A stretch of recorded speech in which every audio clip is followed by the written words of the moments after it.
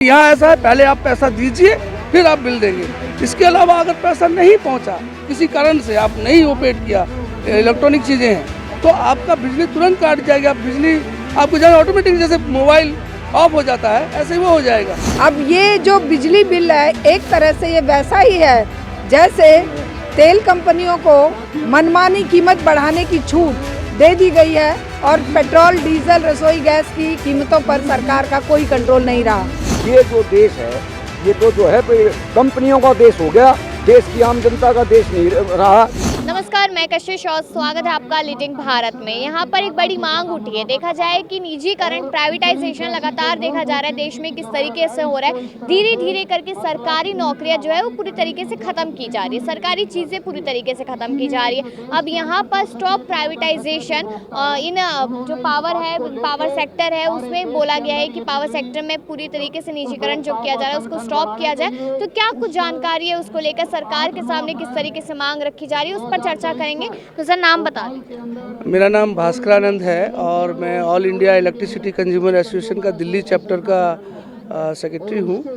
और आज जो ये यहाँ हम लोग धरना प्रदर्शन कर रहे हैं, ये all India electricity consumer association ने अखिल भारतीय विरोध दिवस घोषित किया 6 फरवरी।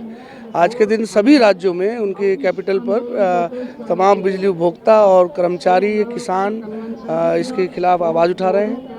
और हम लोग, क्योंकि दिल्ली एक राजधानी है, संसद यही है, तो हमारे दिल्ली के जो उपभोक्ता हैं, दिल्ली के जो हम जनता हैं, और हमारे साथ आज हरियाणा की भी कुछ जो पास के जो दिल्ली से जुड़े हुए हरियाणा का क्षेत्र है वहाँ की भी जनता आई है, किसान भी आए हैं कि ये जो बिल है, ये हालांकि आप लोगों ने देखा होगा कि 2020 में जब बिजली बिल, 3 किसान विरोधी बिल आए थे, उसी के साथ इन्होंने बिजली बिल को भी लेके आ रहे थे। लेकिन किसान आंदोलन के चलते ये बिजली बिल को थोड़ा उन्होंने पॉज में रख दिया।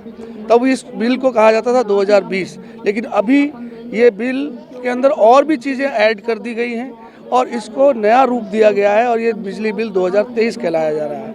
ये बिजली बिल 2023 जो है ये इतना खतरनाक है कि ये सबसे बड़ा कदम इसका ये है कि ये स्मार्ट मीटर लगाएंगे, prepaid and smart meter. Recharge आप खुद कर सकते हैं ऑनलाइन। तो ये अच्छी बात है कि अगर हम रिचार्ज खुद कर सकते हैं। नहीं, ये अच्छी बात कैसे होगी? इसमें आज मोबाइल आप लेते हैं, प्लान मिलता है, आप 500 का प्लान लीजिए, आप 300 का प्लान लीजिए, आप 400 का प्लान लीजिए, है ना?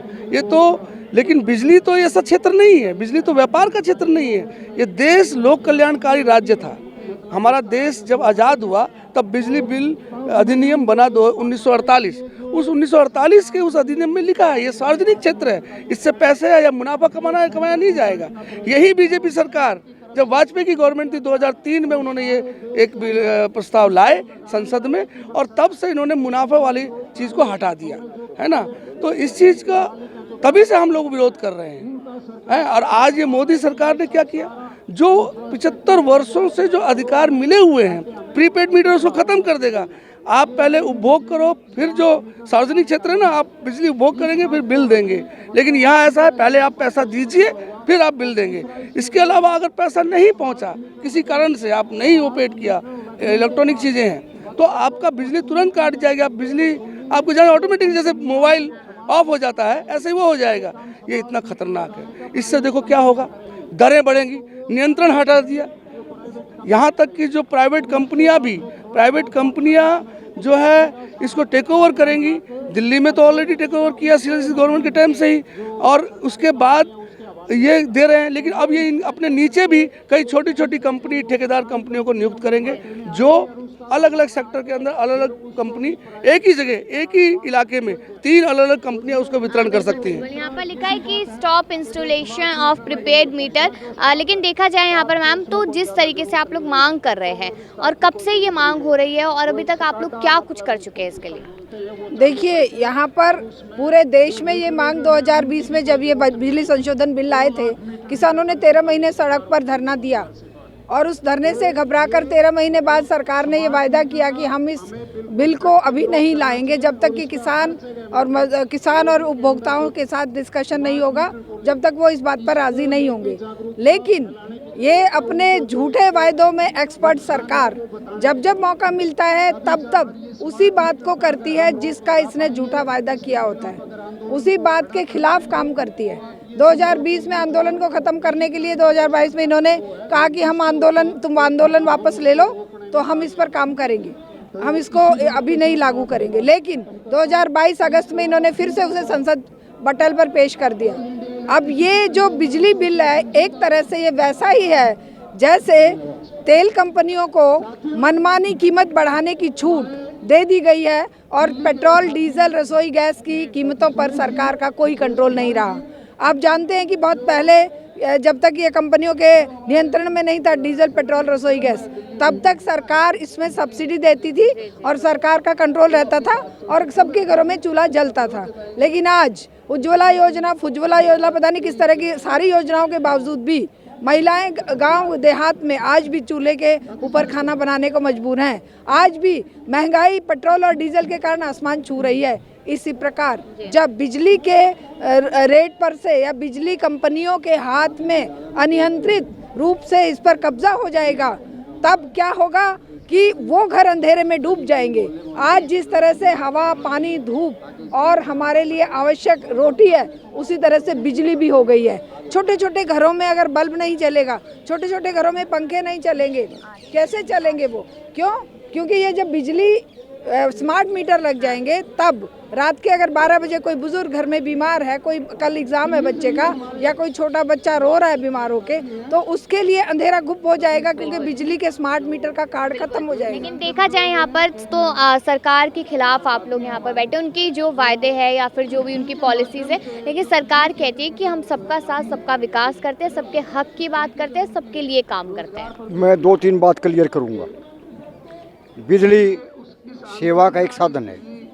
दूसरा, बिजली के जितने भी पावर हाउस, पावर ग्रिड जो भी बनी है वो भारत सरकार के खजाने से बनी है और भारत सरकार का खजाना देश की पूरी सिटीजन का खजाना है और इसमें बहुत सारी ज़मीनें किसानों ने फ्री ऑफ कॉस्ट दे रखी है और वो संसाधन जब खड़ा हो गया उसको प्राइवेट सेक्टर में देना, किसी निजी आदमियों की झोली में डालना सरकार के पास कोई अधिकार नहीं है उसका।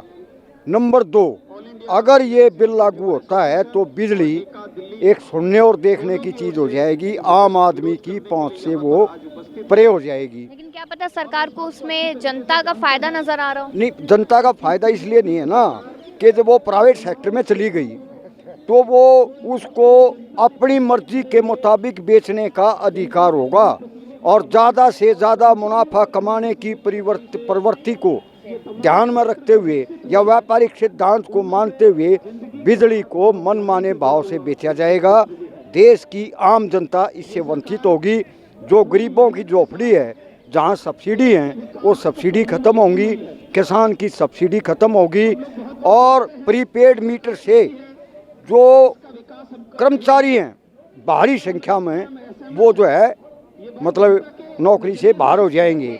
देश में बेरोजगारी की समस्या गंभीर समस्या है, उससे वो बढ़ेगी और जो उनकी परचेजिंग पावर है, परचेजिंग पावर ऑफ कंज्यूमर, वो उससे बाहर चली जाएगी बिजली और बिजली जो है गिने चुने आदमियों का काम होगा।